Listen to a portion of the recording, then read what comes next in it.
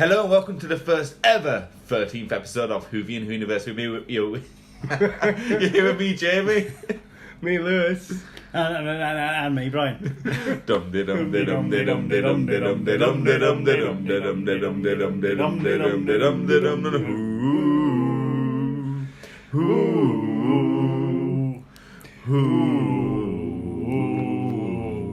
So I can tell you it's been exactly a month since we all got together to do a podcast. That's exactly a month. 4 weeks without a full cast. 4 weeks without Whoniverse or Hogwarts. And 4 weeks since we started history lessons with Brian. And guess how many episodes we got through? Well, one. Hey.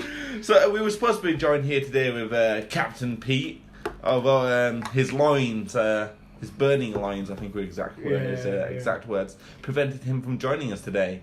You might want to go see a doctor about that. He needs to maybe the doctor. Needs to open a massive can of man the F up. Okay. He went for a little run and I was too tired to do the podcast. It's a shame we all do the podcast stood up, otherwise we might be able to accommodate him. Yeah, we're all actually on treadmills right now as we're doing the podcast. I've done 12 miles already. Yeah. Run you clever boy and remember to man up. Run you clever boy. Right! So today's opening topic for Doctor Who is our worst, what we consider to be the worst things about Doctor Who. You know, we all know Lewis has some strong opinions. I have some strong opinions about Jar Jar Chibnall. Brian? Yeah. What don't you like? Because nothing's perfect. Everything's open for improvement, as they say. Nothing's perfect. If there's one thing in Doctor Who that you really don't like, that you wish they'd change, what is it? I'd like to return to a sort of 25-minute episode format of the classic series. Really? You think we're too long? It can be. It can be. There are some episodes where you think you could have done that in a much less drawn out time. There are specific episodes that you feel, Jesus, you know, I could have done with only 25 minutes of that. I mean, there are some arcs in New Who, especially, where I feel like they could have gone on for longer than we actually did, but we actually went on for the regular length of what a classic Who story would have been, which is about an hour and change, isn't it? You know, specifically the one where there was a massive pyramid in London and civilization as we knew it ended. And it only lasted for 2 episodes, where I was expecting like an entire season arc built around this invasion that the Doctor couldn't stop. Yeah. And I was really, you know, so in a lot of cases I kind of wish, like, there's one thing I don't like, it's the incoherent storylines, and I wish we had, like, maybe each series, rather than having, you know, like, as much as I love individual stories, I would love it if they did one long storyline, sort of like, kind of like what Moffat... Cracking Time, kind of like what Moffat did, but on a more grander scale, where it's an end-all or be-all, like, you literally don't know how the Doctor's going to talk his way out of this situation. And I do feel like if you go and look at any other series, like I just finished watching The Bodyguard, if you've never seen it, it's a fantastic show. It's like 6 episodes long, but it's one coherent storyline. It's just, you're on the edge of a seat all the way through. It's a good job I was on the sofa, otherwise I'd have fallen off. But you know, it's an hour long as well, each episode. Each episode is an hour long, but it's like really... Jed Mercurio, who also wrote Line of Duty, which is another great programme. Beautiful story. Have you ever seen it, Lewis? I haven't. No, I've heard the premise, but you know, it's on Netflix. Definitely go give it a watch. Could give it a go. Yeah. What are we talking? 10 episodes? It's about 6, yeah. 6. It's about 6 episodes. BBC. Each one's It's a BBC series. And Keely Hawes is in it as well. Yeah, and it's got you don't watch Game of Thrones, do you? But he played Robb Stark in Game of Thrones. No, I've seen most of the seasons of Game of Thrones. I just, you know, I have strong opinions about the downfall of Game of Thrones since the main actor who is, you know, who plays the bodyguard on the show. It's absolutely compelling. I really felt for him. But getting back on topic, there's one thing I really don't like about Doctor Who. It's the what's often an over-reliance on the sonic screwdriver. Which is why one of my, you know, not my most favourite episode, it's definitely not one that always springs to mind when I discuss Doctor Who, but one of my most favourite episodes of Doctor Who is the 11th Hour, the introduction of Matt Smith, where it was an entire episode centered around him saving the Earth without a sonic screwdriver. And it was a massive thing. Like, it's an over-reliance. Like, what's the Doctor without a sonic screwdriver? Well, still the Doctor. You don't need a sonic screwdriver. It's like what John Hurt said. What are you going to do? Assemble a cabinet out of them? Yeah, he didn't start with a screwdriver as well. It wasn't until a little later on that I think it was the second Doctor, wasn't it? Second Doctor had it first. Became a plot device in the... It did, and then Fifth Doctor, I think it was John Nathan Turner, the director, who is my equivalent of Chibnall, had the Doctor's sonic trod on by a horrible big alien. Yeah, it removed. Yes, so it was taken away, because again, that was the over-reliance of, we're trapped here, I've got a sonic screwdriver. I mean, I do love the sonic screwdriver. I know it's very controversial to say that it's something I don't like, but it's just an over-reliance. It's the get out of jail free card in a lot of stories. Like, I've been locked in a cell, Sonic. Rather than think of something actual, that's actually clever to do. I'm just going to Sonic my way out of everything. Like, I'd love to see the Doctor actually. Well, that's it. There was the episode. It was the Day of the Doctor where he sonics himself out of a cell, literally out of a cell, the Tower of London, and the door's made of wood. How does that work? In The Empty Child, when we were escaping the empty children, we were literally mending a fence with a sonic screwdriver, and you saw the little pieces of metal just suddenly spring out of nowhere and connect. I'm like, you could have just tied it together, but no, you had to use a sonic. It's just too much over-reliance. What about you, Lewis? There's a few things I didn't like about the series, about Doctor Who, and I've been quite vocal in my in my hatred of Rose Tyler. I don't think I've given a decent reason for as to why, but she. You assumed it's because she was blonde? No, nothing to do with her being blonde. It's to do with her being Billie Piper. Billie Piper was a pop star who then took her hand up in acting. She's just a very bad actor, and I know Doctor Who has this lovable cheese to it, but it was just too far beyond what you should expect from Doctor Who. Yeah. I mean, you can never escape it now, because she's always going to be credited with one of the people who helped revitalise Doctor Who and bring the Doctor Who franchise So unfortunately, into the modern era as well. Something that I just can't change, She'll probably be there in the 60th anniversary as well. So, yeah, but no more. No more. Yeah, I mean, I found it quite charming, but I was never a biggest fan. I think Donna Noble was probably one of my favourite Tennant companions. I don't think you have to particularly be a fan of the actor or we say actor these days for both genders, don't we? I despise Catherine Tate and all her so-called comedy output, but I did not have a problem as her as Donna. No, it's as a character, I think Donna Noble works. I think Rose Tyler kind of works. I was never a big fan of her acting. I especially hated the fact that nobody in their right mind would run around London wearing a Union Jack T-shirt. It's just not something it's something a tourist does. You've got to put it in the context of the time. But you're looking at Spice Girls are still a thing back then, Spice Girls have been and gone by 2005. It was 2005. It wasn't Britpop. But just after that period, where that was a thing. Jerry Halliwell, she always wore the Union Jack dress, so I suppose it could be, something to do with that. I just really didn't like the dress style of Rose Tyler, but everything after that was splendid. Denim on denim. Denim on denim. There's nothing wrong with double denim. There's everything wrong with double denim. Speaking as an older... Yeah, everyone loves double D's. So, moving slightly on, I won a competition at work, a questionnaire of sorts, and Lewis, as a reward, got me a Doctor Who DVD called Doctor Who and the Revelation of the Daleks. Anything you can tell me about it, Brian? There's not many decent Colin Baker stories, and this isn't one of them. Oh, so it's not a good one. Yeah, well, Brian told me this after I purchased it. But to be fair to me on this decision, I made the decision solely based on the fact that Alexi Sale's in it. And who's that? Alexi Sale's, quite a prominent comedian from the time. He was in shows like The Young Ones, and he also had a stand.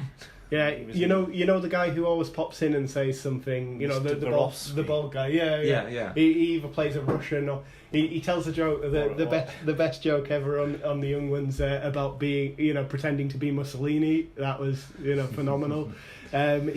He steals the show every time he's on it. He steals the show. He basically does 2 or 3 minutes of his stand up in the show. In the show.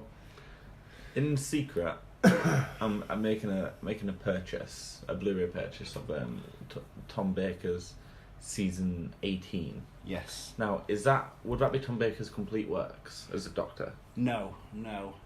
If I remember rightly, it's his last season. So how many seasons does he have? Like, was it 17 to 18 or? He was Doctor. He played the Doctor from 1974 to 1981. Oh my goodness. Yeah. So did he serve the longest term as a Doctor?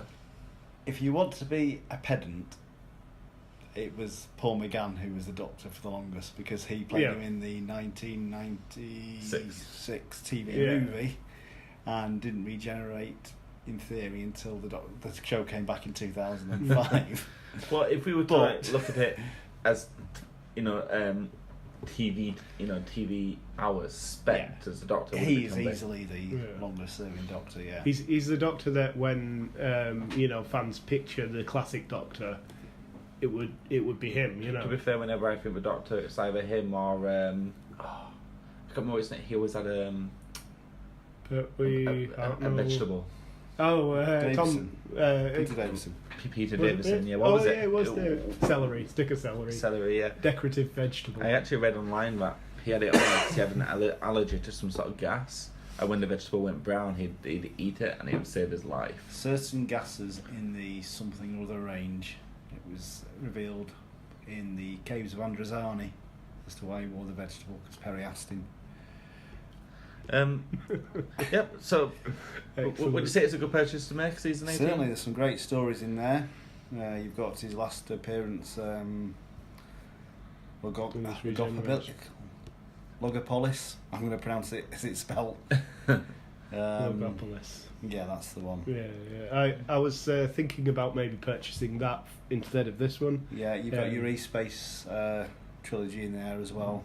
I think I'm going to purchase it today, but my wife won't actually find out I've purchased it till Sunday when she listens to it, so it'll be too late. So Maria, I'm sorry. Your poor wife. At least I didn't ditch her on her birthday. Anyway, you ditched your wife on her birthday to come record a podcast. All right, okay. I told her in advance. She wasn't very happy about this, but what's she going to do?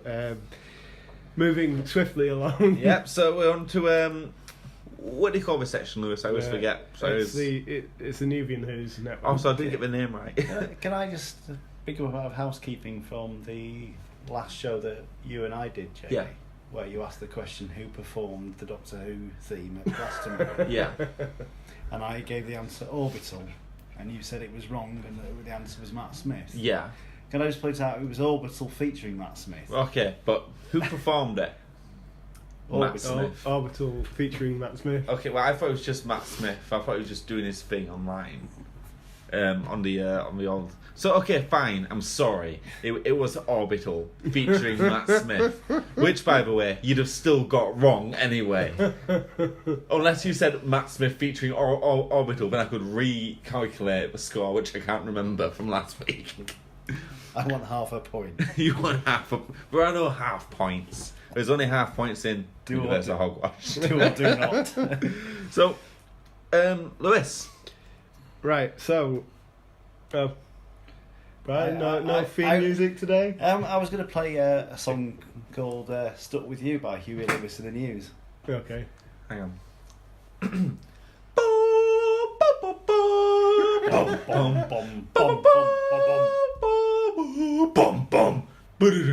Right, I don't know what's going on here, but there were two set of news musics there. Either way, Today's headlines are. Today's headlines. Welcome to the Nubian Who's Network, and today's headlines are. So they're planning to do a Christmas special ahead of the return of the season. Oh, yeah, series in 2020. No more crummy New Year's episodes because we've run out of storylines. Well, that's it. You know, there's not too much. You know, the story's accredited to the Daily Star, so I don't know how much sway you should put in it. But there's not much in terms of actually what. Well, just so you know, the Daily Star are a very dirty news network. Like, I don't doubt it's not true, but where they get their sources can be very incredulous, to say the least. So not much information on it as of yet. Really, just this whole article is really just drawing on previous information that we've gleaned over the last few weeks.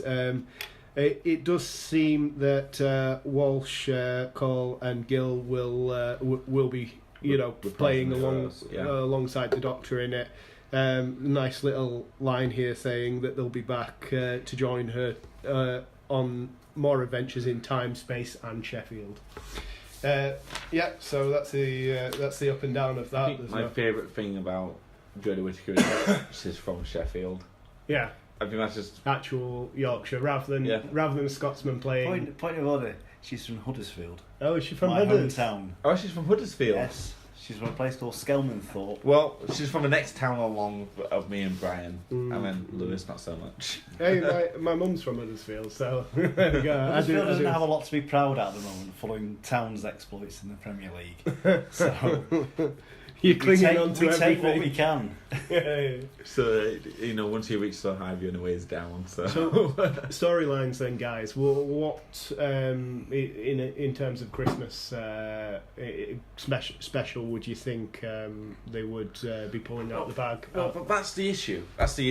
So the reason they got rid of the Christmas special in the first place is because they said, quote unquote, we ran out of ideas. Yeah. But all it has to be is a fun,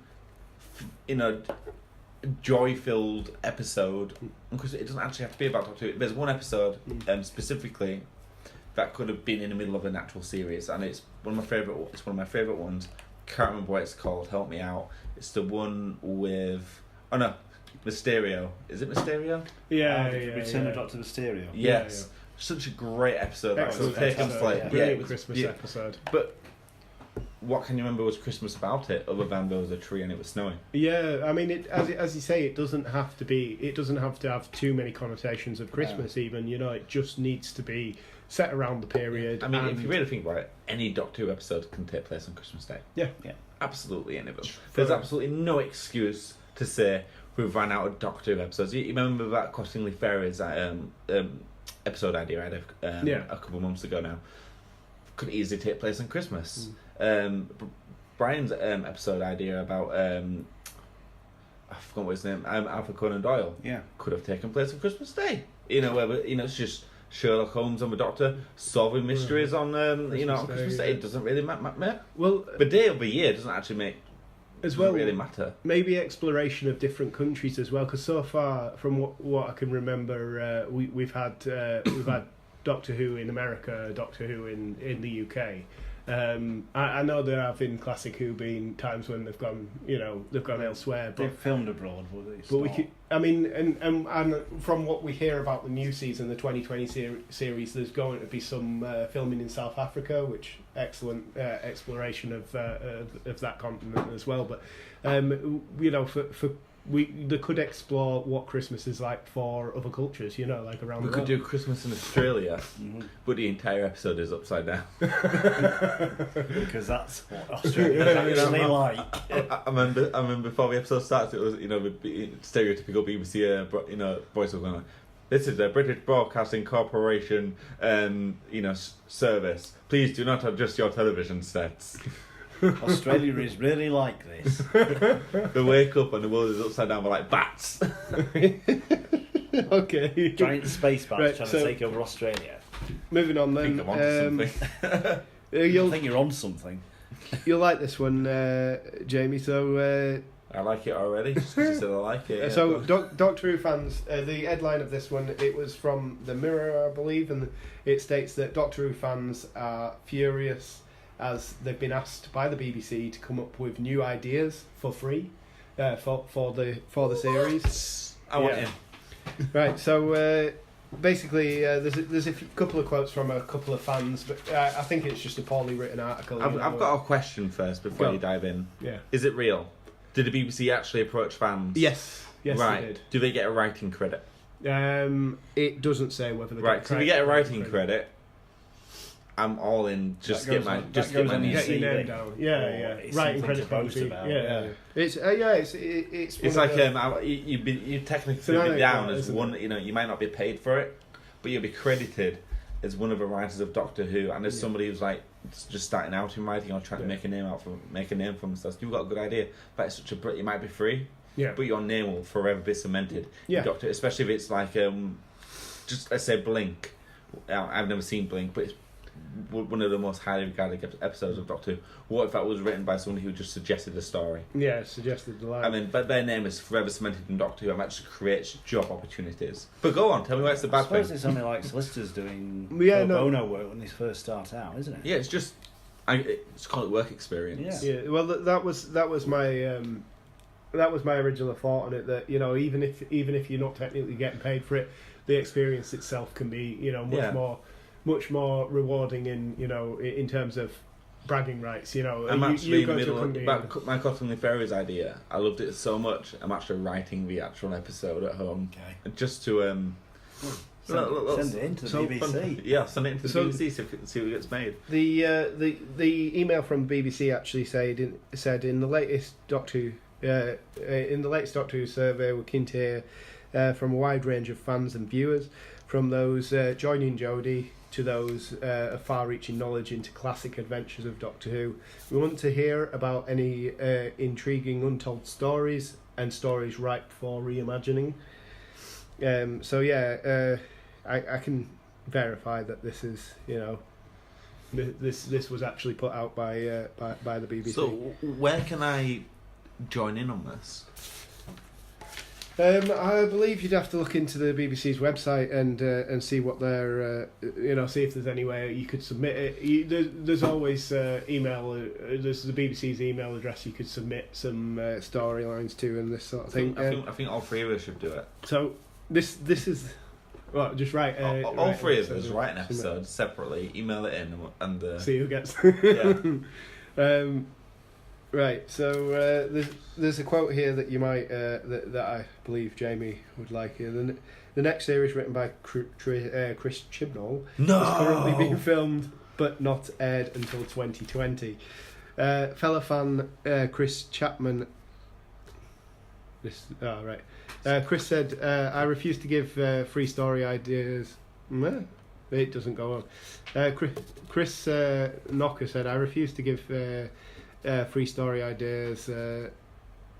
Supplied my email address and asked someone to commission me instead.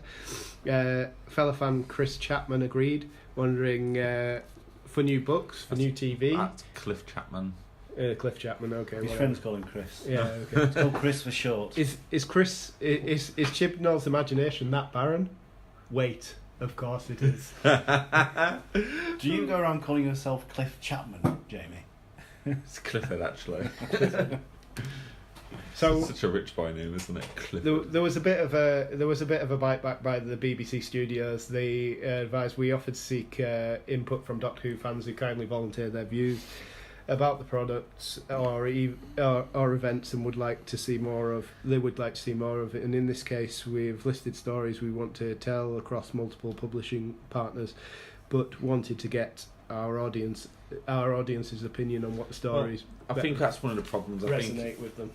everyone, we always want to see a negative. Yeah. And everything, and what we're being given is a chance in our lifetime. What's usually a really close-knit group to be involved in the development of Doctor Who. Yeah. I think it's an amazing opportunity to get involved, and Yeah. people shooting it down that heavily. I think we will never get a chance like that again. Well, it's possible people, some people see themselves as established writers and therefore, they believe that they should be paid for their work. Unfortunately, it's a very cutthroat business. It takes masses of dedication to be able to, become accredited in writing TV series. Yeah. And we know this. So, it's not something... this is something that can get your foot in the door, so to speak. If you have an accreditation on an episode of Doctor Who, it's well enough known in the UK to be able to get you onto other projects. Yeah, because you'll be around the same sort of level as, gosh dang it, Douglas Adams. For example, or Neil Gaiman. You'll be in the same level as they are. Yeah. Like, what have you done with your life? Wrote Doctor Who. What have you done with yours? McDonald's. No, not that there's anything wrong with working at McDonald's. I worked there for 5 years. So I only worked there for a year and a half. So. I'm so sorry. But yeah, is that it for the news? No, there's just one last section. It's not really news, but I thought it was interesting. It popped up on basically it's to do with the Doctor Who concept that was explored in the. It says the first Doctor Who serial here, but it really isn't. I believe it was the 7th serial of the 2nd season of Hartnell's Doctor Who. It's called Space Museum. Now, this concept was the concept of time tracks. It goes into it a bit here, but basically what it is, the TARDIS ends up messing up as per usual due to something or other in the local environment.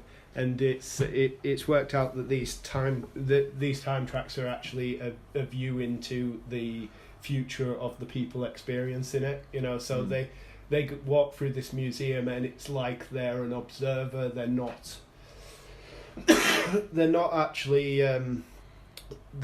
there, so to speak. They're just observing. They can't interact with anything, but they're seeing like a glimpse into their own future.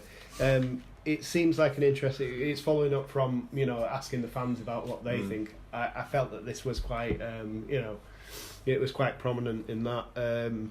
It's an interesting concept, and I'd advise you to read a little further into it. Yeah, definitely. Well, I have that on DVD, so we could do it for classic history, history. Well, what do you call it? Is it history lesson? I think I'm happy with history lesson. History lesson. Yeah. An upcoming series on the YouTube channel as well, where I'm just going to be doing because we do our little bit on the podcast. But I thought I could do an extended little review of each story that we do on the actual podcast, which is why I haven't written over to Mars today. But you said it was fine. I did, yeah. Yeah. So next up, we've got the TARDIS polls. Now, Brian, do you want to do the honours? Yeah, so we asked who was your favourite time traveller. The options being Marty McFly off of Back to the Future, Hiro Nakamura From Heroes, Jean-Luc Picard from Star Trek Next Generation, and Sam Beckett from Quantum Leap. Is that spelt right, by the way? I have no... I couldn't remember his name in the last podcast. Yeah, I was waiting for a message from you to tell me what his name was. I had to Google it myself. I did promise to say that, didn't I? So, all those four, who do you think won? I would say Marty McFly, just because of how famous Back to the Future is. Yeah, I would agree. Okay, let's make it more interesting, then. Who do you think came second place? Jean-Luc Picard. Star Trek is big. Yeah, bigger than Heroes or... Okay. Yeah. Quantum Leap, actually, we found in a previous poll that it had quite a big following, yeah. So we got some comments from some readers. So, what accent? I don't know, I'll just pick one and we'll get it over with.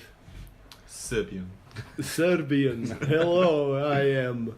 Lady's Dream, yes. So we got the first one from Langajan. Okay. Bill and Ted. They have an awesome box. What a wonderful concept. What a bit small on the inside, though. Was a bit small. And then we got another comment from The Her Dark. A regular contributor to the Herd. She really is. Yeah, her dad pops up a lot. Yeah. Oh, we're going with the same accent. Yeah. It's all the way through. It's perfect. Hello. If I can pick the Doctor, I choose Deadpool. There was time travelling in the second film, actually. Yeah, that's a good point. Yeah. Spoilers. You not seen it? I've not seen Deadpool 2 yet, no. No, yeah. Well, it's been like a year. Yeah, I mean, you deserve spoilers if you haven't seen it by now. There's a certain point where it's like... It's in the public domain. Yeah, it's like... Why haven't you seen... It's like a spoiler alert that the Titanic sinks. No! So we've got another comment from McHeidi. Ah, right, okay, that's me. You're our Serbian expert. Sam, This is a long Sam one. Beckett, because he didn't do the obvious, prevent wars, Hitler, etc., but change the lives of normal people for the better. He was a real hero. Hero and Picard, second place. Ooh, that's beautiful. Can I just say, it's almost like you spent some time in Serbia. Yes, I live there. Oh, really? You did? You know I did. Wow, you never bring it up, ever. Man, you should bring it up every single day. So, in first place, it was Martin McFly with 48%. Surprise, surprise. We knew it. Yeah. In second place, Jean-Luc Picard with 21%. Yeah. Can I say, Jean-Luc Picard was actually at last place for a long time. Really? Yeah, it was only... It sprung up. It had like 100 votes. Yeah. The entire poll did, and I did another retweet with It's for Doctor, and it went up to about 200 votes, and it just managed to scrape to second. Yeah. In third place, Sam Beckett, 16%. And in last place, Hiro Nakamura with 15%. So it was actually really close, Yeah. if you take aside Martin McFly.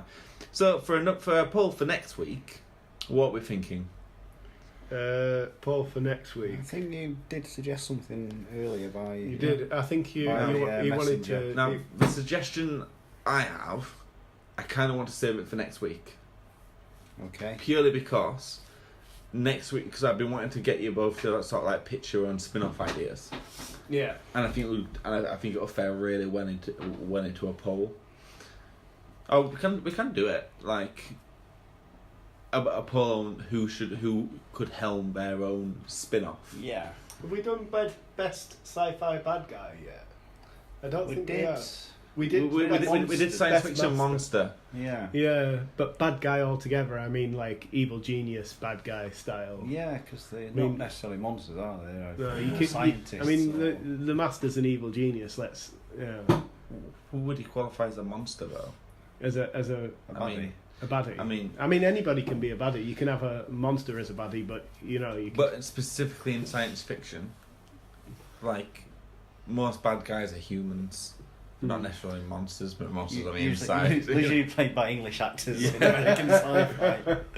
Or if it's a British show, it's portrayed by a German actor or a Russian. But we could do best spin-off. Best spin-off. Yeah. So So spin-offs being like River Song, could possibly helm her own spin-off. That's sort of Yeah. my I've always wanted to know what did Jenny get up to after that episode where she was made. Oh yeah, the Doctor's She- daughter. I mean, yeah. well, she got married to David Tennant. Don't think that's canon. It's canon to me. So she's simultaneously the Doctor's she's wife been- and I daughter. mean, she's the daughter of a doctor who married the doctor after being the daughter of a doctor in the series. She's playing Well, David that's Tennant's a bit- daughter, when in fact she's Because Peter Davison's daughter. she's Peter Davison's daughter, but married, but is also the doctor's daughter. So she's the doctor's daughter twice, Yeah. technically doctor's speaking. wife. I mean, marries the doctor. I mean, the doctor's daughter who gets married to the doctor has more children. She's got also 6 the children now. She's You know? also the That's a bit Doctor's messed wife, up. but not the Doctor's wife from the serial. The Doctor's wife. It's like Moffat. Did Moffat design this character? Okay, so I was thinking maybe a Shielder. You know what's she up to at the moment? Who? Shielder. You know the Girl who died and The the girl girl who who lived. played by Game of Thrones. Oh Maisie- right, Maisie Williams. Yeah. The girl who lived. Yeah. Yeah.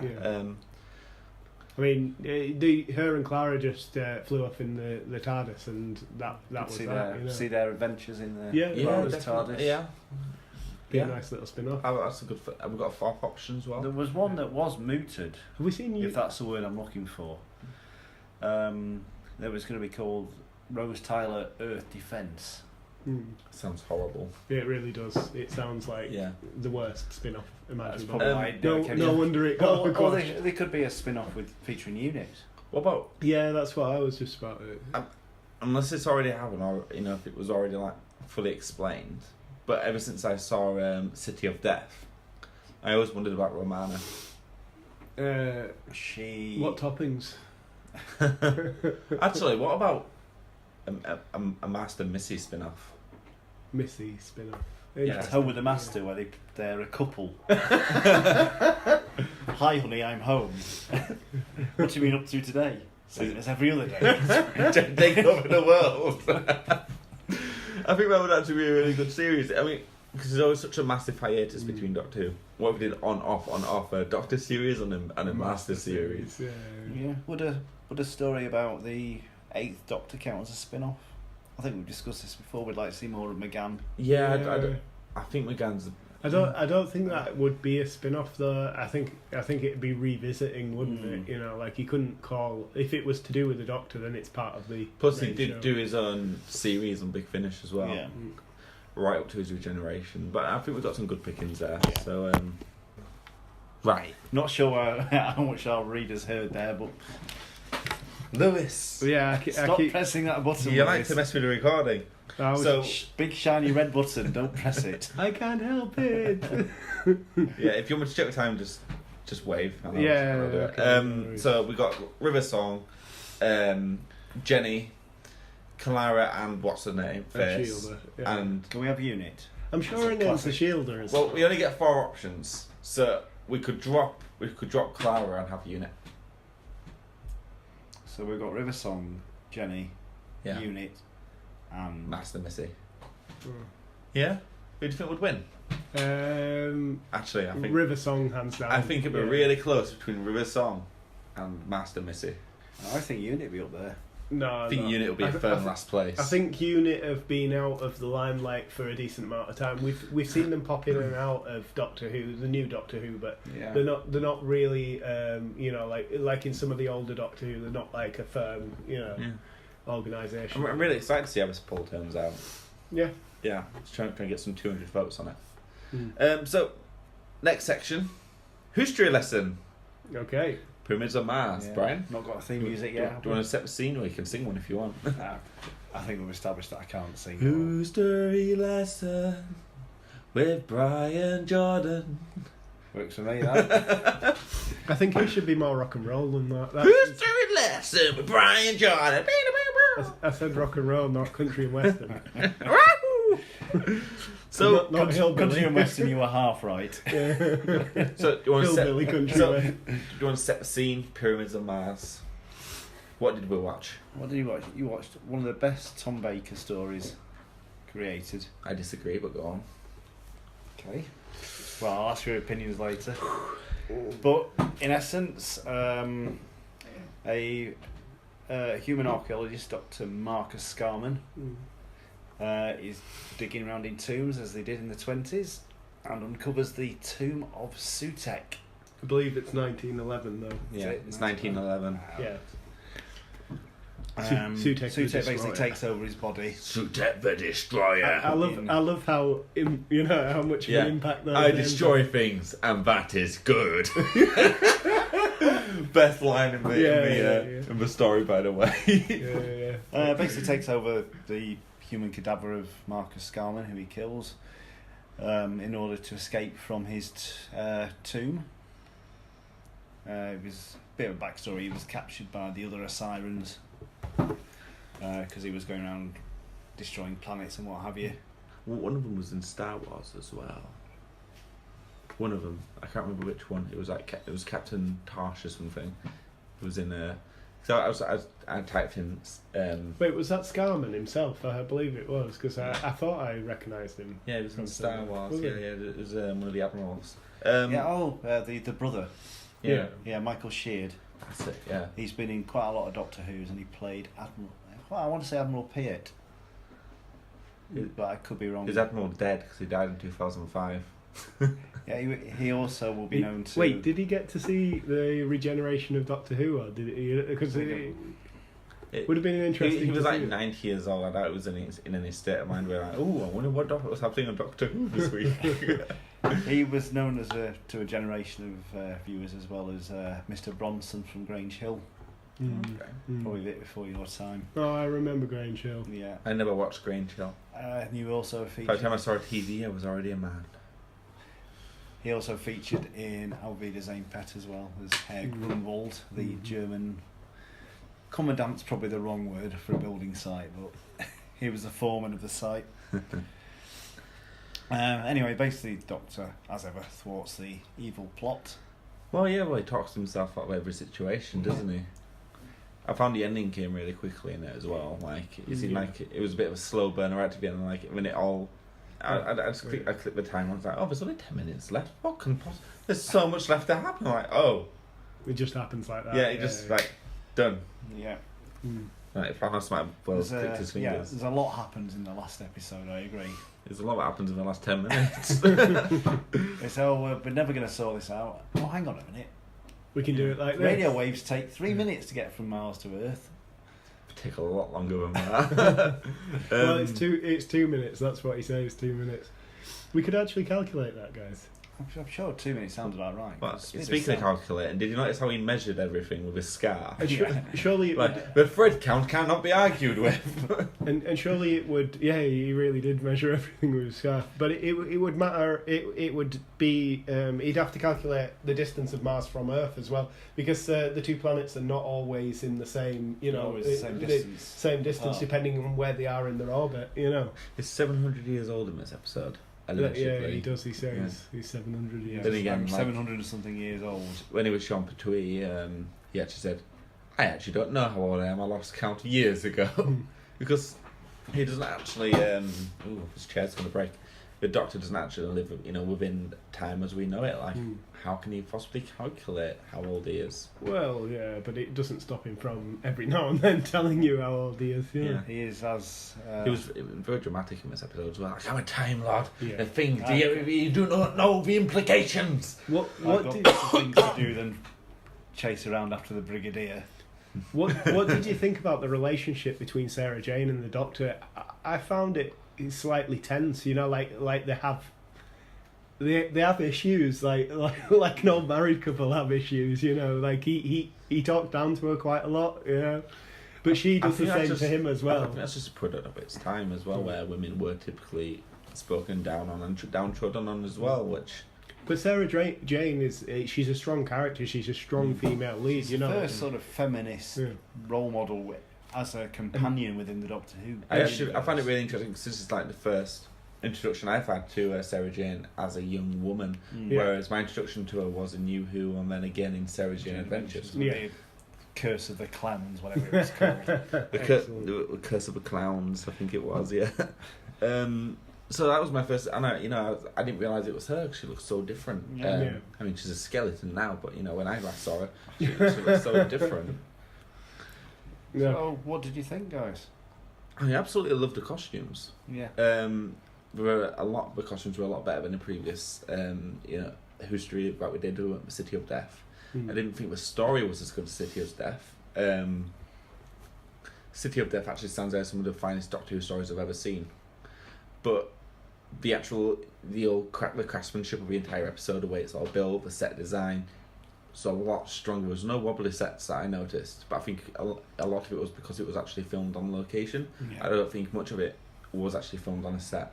The only parts where it did actually fall apart was where it looked like they were experimenting with green screen. Yeah. And it was... that would have been horrible by 70s standards. That would have been horrible back then as well. I'm pretty certain. To be fair, a green screen looks weird today, as well. So you get green screen today where you don't realise it's green screen. Not really. You can always see, in some way or another. I think. But it's just aside from the practical effects in Pyramids on Mars were some of the finest.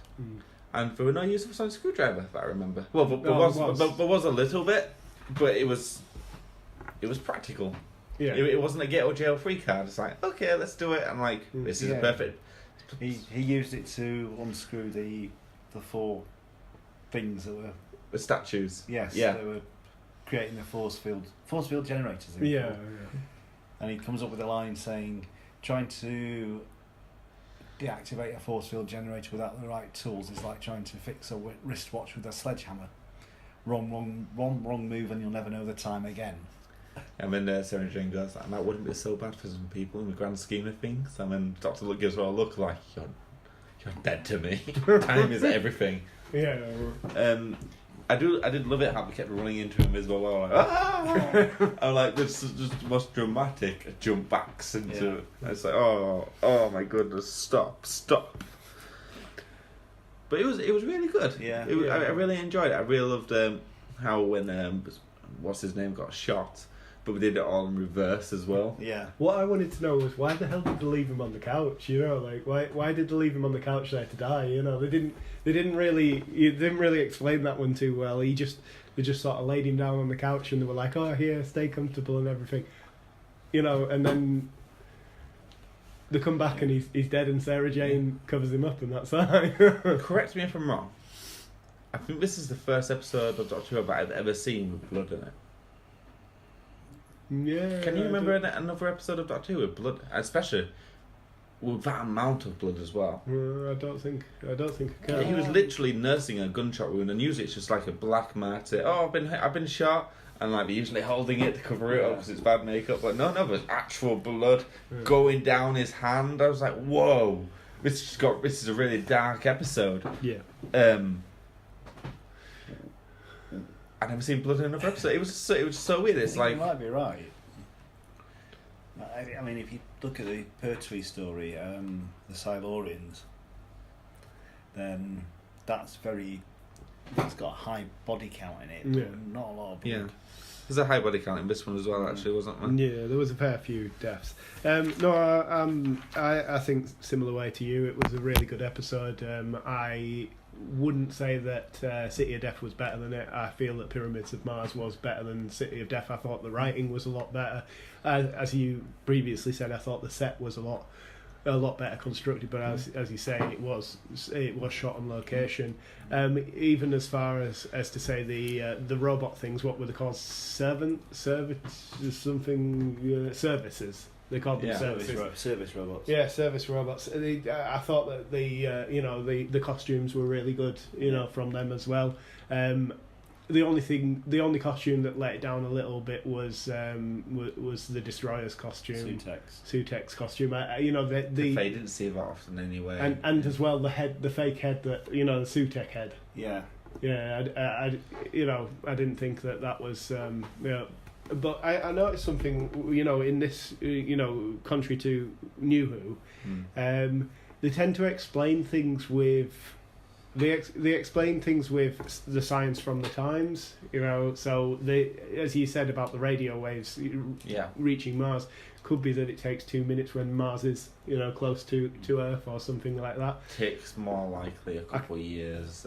No, it wouldn't take too long because radio waves are electromagnetic waves, and all electromagnetic waves, they travel at a constant speed. Light is an electromagnetic wave. When we say the speed of light, what we mean is the speed of an electromagnetic wave. I think I'll look up after the episode. I am curious of how long it would actually take for a radio wave to reach Mars, but I'm pretty certain it wouldn't be 2 minutes. It'd be more like hours or days. It takes.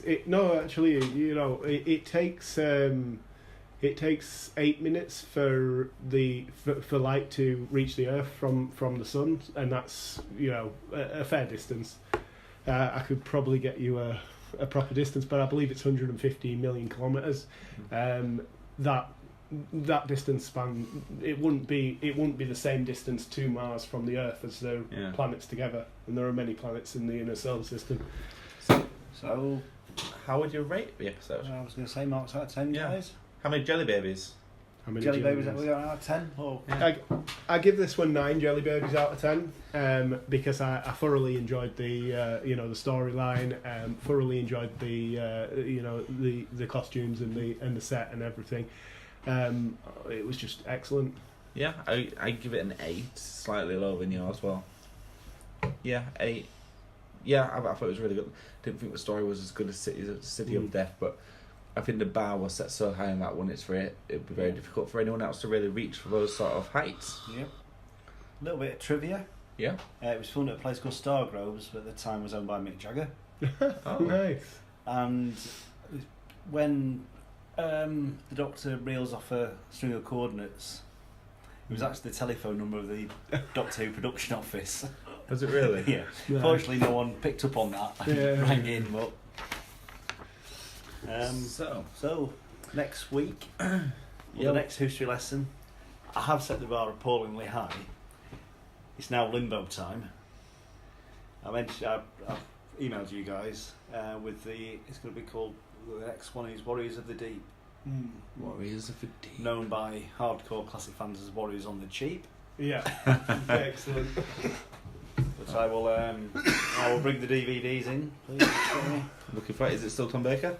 No, on to Peter Davison. Oh, Peter Excellent. Davison. And it features one of the most obvious plot devices ever.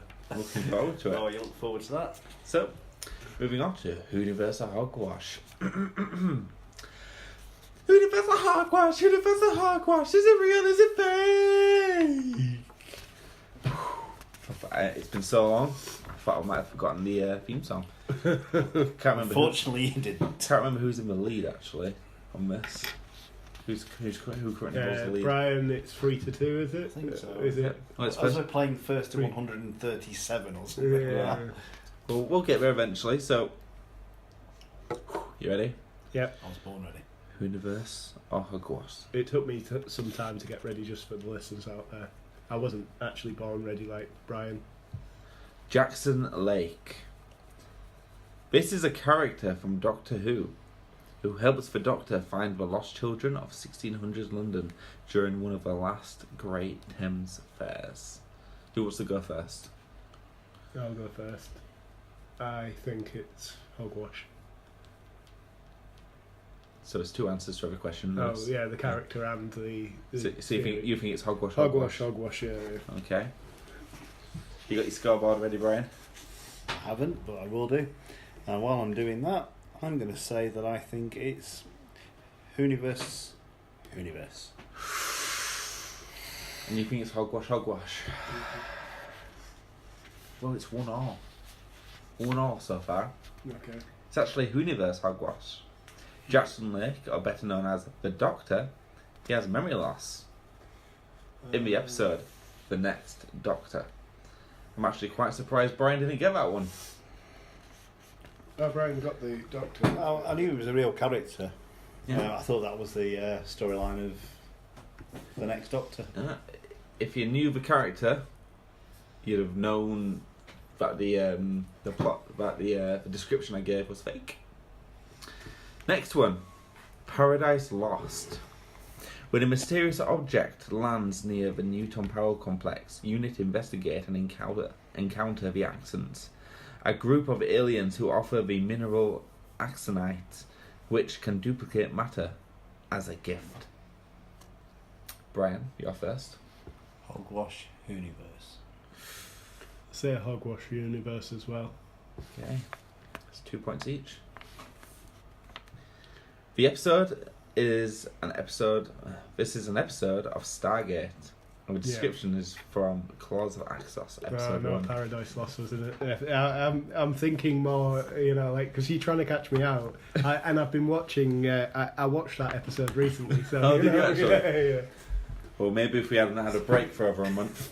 I've still not seen an episode of Stargate. I'm actually rerunning Atlantis right now. So, the Blue World. The Doctor lands on a world that is entirely covered in water, but it's what's under the water that is of interest. There's an entire city, an entire world to explore. Lewis? Both Hogwash. It's a plotline of Atlantis, Stargate Atlantis. It sounds like it anyway. You think so? I believe so. Okay. I'm going to say Hogwash Whoniverse because it sounds similar to the storyline of Fury of the Deep. 2 points for Lewis, 1 point for you. Was it actually Stargate Atlantis you were talking No, about? it wasn't, no. It sounds like that, though, you know, like... This is a book published in 1966 by Jack Vance about a sailor. About a sailor. Yeah, sailor. A sailor. Fighting the Kraken. We're fighting the Kraken, lad. So, next one. Who's winning? Oh, Lewis is winning. He's 5-4 to Lewis at the moment. Doctor Who, The First Adventure.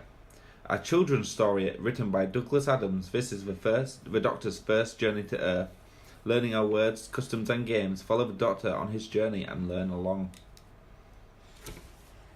Brian? It's me to go first. Going to repeat it? No, I'm going to go for a barrel load of hogwash. Hoggity wash, hoggity wash. Hoggity wash, hoggity wash. I'm going to go the opposite. Both Whoniverse. 1 point each. It's Whoniverse Hogwash. Is it real or is it? It's Whoniverse Hogwash, written by Jeremy Ruston in 1983. This is a video game released by BBC, released on the BBC Micro. Each level of the game mimicking arcade classics such as Pac-Man or Frogger. The description is made up. I thought it'd be fun to have a Doctor Who, my first video game, sort of learn the language, learn letters, yeah. Wishful thinking. You said it was by Douglas Adams. Yeah, made it up. So it's hogwash then. No, it's Whoniverse Hogwash. Doctor Who: The First Adventure is real. No, the title's real. That's what. Yeah. Yeah, it's a real video game released on the BBC I'm just a sore Micro. loser, alright. Ron Grainer, a composer best known for writing what could possibly be the most recognised theme tune in the world, the Doctor Who theme. Whoniverse or Hogwash? This is where you separate the men from the boys. I'd say it's both Hogwash. Hogwash. Good for Hogwash. Yeah. Okay.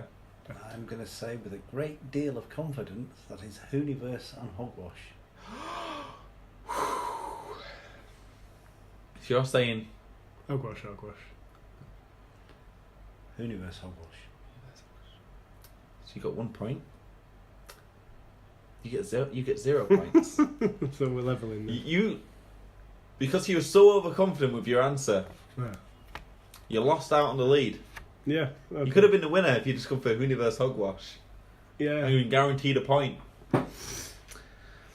His Whoniverse is commonly mistaken that Delia Derbyshire wrote the theme. However, she wrote the arrangement for the theme and is ultimately responsible for how it sounds. But she did not write the theme. So it's a draw. So You still get 1 point each, Swazo 100, so... yeah. It's now 4-3 if I remember rightly. Yeah. 4-3. So, it's time to say goodbye.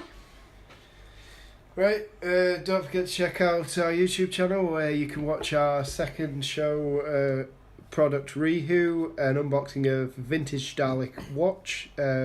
Will be uploaded this coming Friday. Just type in Whovian Whoniverse into the search bar. You can also check out the Twitter account at Whoniverse. And thank you to Zipfan for making our logo. You can, be sure to check out her DeviantArt. Again, love to know what you do. Do you like sit on a cliff drawing the zits bursting into an eruption of rain? Jelly goodness. Can you please tweet us and tell us what you do, because so we can put this argument to bed. Yeah, I don't think Zipfan's ever listened to the podcast, but I think if she ever did, she'd be like, "What on earth?" Well, we mention her every week. So you can follow Brian at Beach007. You can follow Jamie at Watson's Musings. And you can follow Lewis at Elbrook14, though real life would be just fine. Stalk Lewis. And Captain Pete isn't here today, to so defend himself, so you can stalk Captain Pete as well. yeah, Captain Pete, we don't like him. He's actually he's on the same level as Jar Jar Chibnall right now. He's what's known as a sellout. Sellout. His lines were burning. Anyway, you've been listening to Whovian Whoniverse. Have a week.